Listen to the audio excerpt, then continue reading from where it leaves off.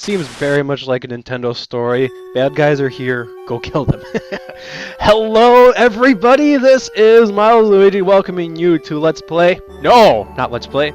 Let's sequence break the shit out of Metroid Zero Mission. Now, okay, I need to explain something since some of you are probably looking at this and like, Metroid Zero Mission, Milesluigi, I've played this game. This game is practically made to be sequence breaking. Well, I'll be taking it a step further and completely decimating the intended order of this game. You see, one of the reasons why I love the Metroid franchise and series is a lot of the games in the series are very, well, sequence breakable, and it really adds replay value to the game, you know, where you think, well, if I use this power-up in this fashion, I can get around this obstacle in a way that maybe wasn't necessarily intended, maybe it was intended, and it really does add to a game's replay value. Specifically in Metroid Zero Mission's case, I've probably played this game 50, 60 times, to be 100% honest, all different ways, different fashions, and this game's just really awesome for that.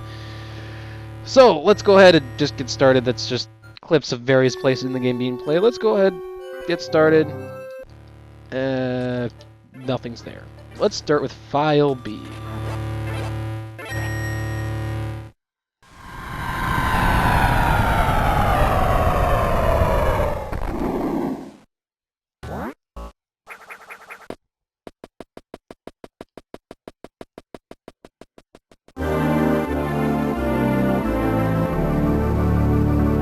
Here we go. Now, our first order of business is to run to the left, because if we don't run to the left, we literally have access to only 3 rooms in the game. You can't get anywhere without our first power-up, the morph ball.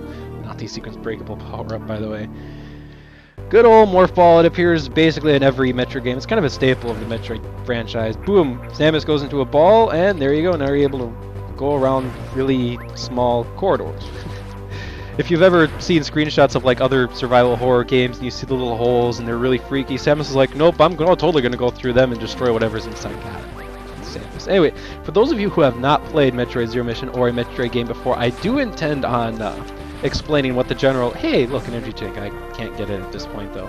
The general sequence of events this game is supposed to take. Matter of fact, that's something we'll be getting to right now, so... If you haven't played this game before, I'll try my best to keep you from not getting lost. So, the way this game works is you find these Chozo statues, and they're supposed to tell you where to go. In this case, this Chozo statue is like, hey, go here on the map. Go here on the map, that's where your next power-up is. The idea is, we have an idea of where to go. Compare this to the original Metroid, which this game is a remake of, or Super Metroid. Didn't necessarily do a great job telling you where to go, and you really did have to explore. Metroid Zero Mission does hold your hand if you've never played it before, or you have no clue where to go. So for those of you who are like, oh my gosh, I have no clue where to go, this game is not for me, you'll be guided along the way. Is this secret not over here? Okay, I guess not. Okay. I was thinking of something completely different. Anyway. This game came out 2004. This is a recreation of the very first Metroid game. For those of you who have played the very first Metroid game, this game, it is based on it, but it's definitely its own, I guess its own thing. The original Metroid is kind of really weird. Now, I purposely went up here because it's like, well, we're supposed to go left. What's stopping us normally, if you look here, is this passageway where we can't shoot all the way through, and, well, we can't go any further.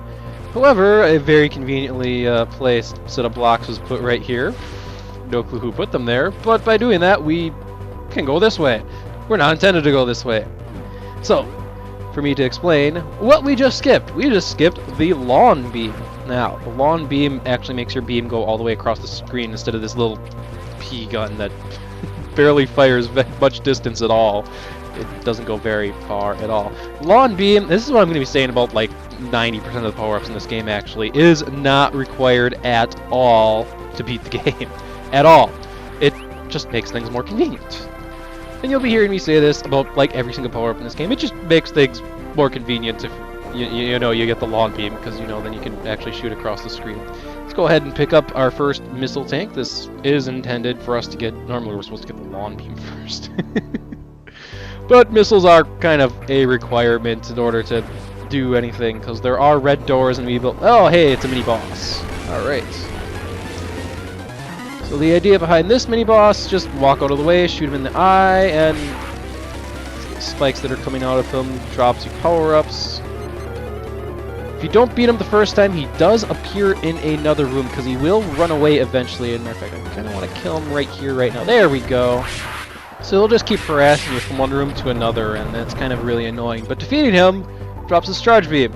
Another power-up that we don't need. We don't need the charge beam. Charge beam is completely optional. Charge beam is, well, once again, I'd like to say this about a lot of power-ups in the game, very convenient. So, yes, you see that floating power-up just floating strangely in midair in that one room. It's gonna just stay there the entire rest of the game. No one's gonna come along and steal it. No one's gonna take it. Nothing. It's just gonna float there for the rest of eternity. So nice to know, you know, it isn't gonna go anywhere. We could power up our beam. Matter of fact, every single beam upgrade you get when you don't have the long beam actually slightly lengthens how far your beam goes. So, hey, let's go ahead and get through here. Once again, we don't need the long beam. Our beam can fizzle out. We don't need the charge beam. Chargings is for wussies. We have missiles, because missiles are requirements, and there is a missile expansion over here. The only thing about not having the long beam, as you can probably tell, is that we are in a bad situation because we need to be able to destroy this hive, and, well, now the bees are all angry because we got close to them, and this is something that, frankly, I find extremely difficult to do without taking any damage. There we go. So, I'm supposed to explain for those of you who are wondering sequence break the shit out of this game. Well, obviously you've already done some basic sequence break in Milesluigi, but explain a little bit further. Well, the path I intend on, damn it, try not to hit a bee, taking through the game isn't going to be the hardest path possible. That would be, if I recall correctly, a 9% run. It's not going to be the easiest path possible. That is, I'm not just going to get the best power-up right away. I'm also planning on skipping some things that make things easier and better. There we go. I'm in a good position now. It's just going to be a... Why the hell are you going through the game in this path, Milesluigi type of path? That's all I would like to say about that for right now. So at this moment, we are headed towards a power-up that we are supposed to get. Once again, we're normally supposed to be running into Chozo statues that tells us what we're supposed to be getting. And, oh, hey, there's another missile expansion. I'm going to skip that one. We'll get it later on the item collection. This is an energy tank that we do not need to collect. Holy crud, I almost collected it there. That is actually a very difficult to skip energy tank. Nah, I'll save that for way later, although actually I can kind of use it. I'm running low on energy. Ah, I'm a rebel. I don't need no stinking energy tanks yet. Not yet. I'm always fascinated by the people who can pretty readily get through this game without collecting any of the energy tanks, because this game gets really, really difficult if you gimp yourself in that type of fashion. Oh, I could use some missiles. At this point, I'm certain someone's going to Milesluigi. You don't need the map. Who needs the map? The map, the map, the map. Well, oh, darn it, Milesluigi, you just spoiled what's in this room. This is the map room. You go into the map room and you download the entire map data for the entire area, and then we're in Brinstar, and there's the map. Obviously, perhaps I should actually press the button that showcases the map. That is it's start, not select. There we go. For example, that's where we're supposed to go. The game's still like, hey, idiots, go over there. Why haven't you gone over there? It's funny, you go over there, you actually get the thing that tells you to go get the missiles, and then you run into another statue, I believe, at some point that tells you to go where I currently am, and it's like, well, who needs those things? Who needs those things? Anyway, we have one more power-up to get today, and then we are really going to, on the next part, sequence break the utter shit out of this game, actually. But, once again, that'll be saved for next time. But first, I'm getting ahead of myself again. We need to get another power-up. This is another required power-up of the game. It is the morph ball bombs. There we go.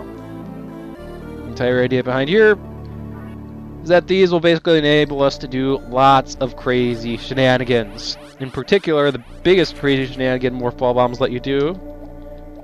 If I can do it here. It's been a while since I've done any bomb. There we go. Bomb jumping, and the thing is, normally you're supposed to just do simple bomb jumps like that, but with some clever timing or just methodically pressing the bomb button in a decent fashion, you're able to basically climb really, really tall and get to areas you are not supposed to go in. I've seen some people bomb jump. They kind of bomb jump like this. I frankly just do it like this because if you get the rhythm down, it just works. It's nice rhythm to get into. But you need to have that rhythm down, or else, you know, you fudge up the bomb jump, and, oh, that's no good. And this is something we're definitely going to get way into next part. And these bugs want to destroy and eat Samus. Kind of have to destroy them in order to get out of that room. Alright, so on the next episode of... Ow, you suck. Next episode of Let's Sequence Break the Shit Out of Metroid Zero Mission, we are going to take a very, very, very strong detour in this game. So, this has been Milesluigi. See you all next time. Alright, so I know some of you have not played Metroid Zero Mission before, so to help appreciate what's going on and to understand, I guess, a little bit further this game, I'm actually going to have a second playthrough on the side where I don't sequence break at all and go through things in the normal order. So first things first, the very first power-up, which I just flat out skipped, the Lawn Beam, we're going to go ahead and actually collect in this playthrough, and I cannot get the bats over here without jumping at them, anything. I also can't get that energy. Whatever. Anyway, Lawn Beam does exactly what it says. It makes your beam go across the entire screen instead of being this little pea shorter. It goes pew pew pew pew pew pew pew pew and fizzles out.